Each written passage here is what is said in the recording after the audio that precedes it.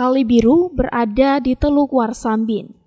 Untuk sampai ke tempat ini, para pengunjung harus melewati perjalanan darat dari Kota Waisai Raja Ampat, kurang lebih 45 menit ke dermaga Teluk Warsambin.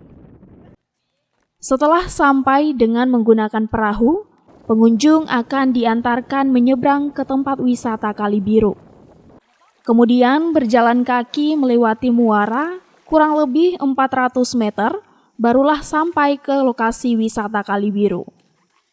Meskipun perjalanan yang cukup panjang dan melelahkan, tidak akan mengecewakan para wisatawan. Karena setelah tiba di lokasi wisata Kali Biru, para pengunjung akan disuguhkan dengan keindahan sungai yang airnya berwarna biru. Dan warnanya akan lebih terlihat saat pantulan cahaya matahari di tengah hutan dengan pepohonan besar.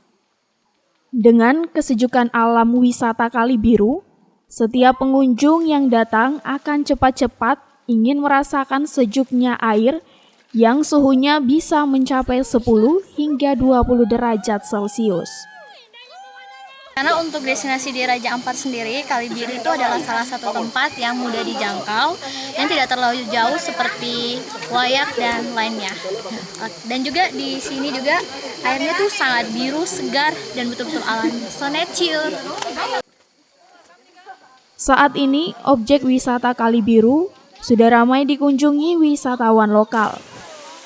Selain mudah dijangkau, pengunjung tidak perlu mengeluarkan biaya besar untuk sampai di tempat wisata Kali Biru. Karena untuk penyeberangan dengan perahu, pengunjung akan dikenakan biaya Rp50.000 per orang. Dari sini ke sana 15 menit, ke dalam juga 15 menit sampai di Kali Biru. Kalau body 500, satu orang 50. Buat satu kepala. muat berapa penumpang biasanya? 6 orang ya? Ya. Warna asli air biru dari objek wisata yang satu ini sangat menarik perhatian wisatawan untuk segera berkunjung dan menikmati panorama keindahan alam Raja Ampat. Flora Batlayeri, Kompas TV, Sorong, Papua Barat.